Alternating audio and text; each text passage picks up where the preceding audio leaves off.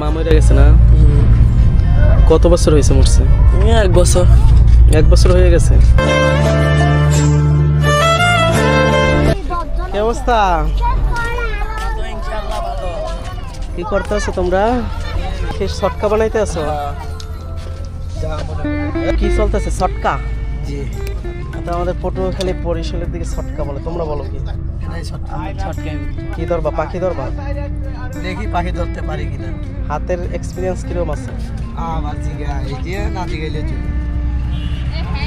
আচ্ছা, এখানে তো সবাই তো খালি, মানে কেউ তো দূরে চলে গেছে নাকি? সব গ্রামে গেছে।